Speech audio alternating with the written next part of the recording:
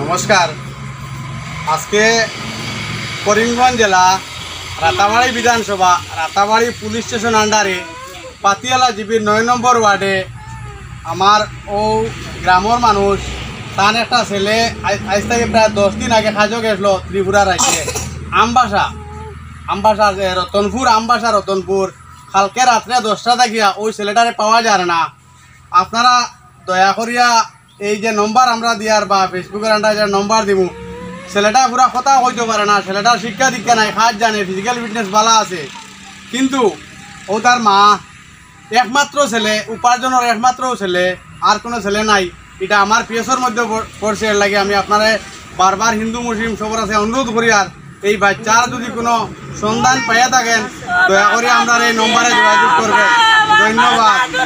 আর হইল বাচ্চার মা, আর হইল বাচ্চার বাবা, আর হইল বাচ্চার কাকা।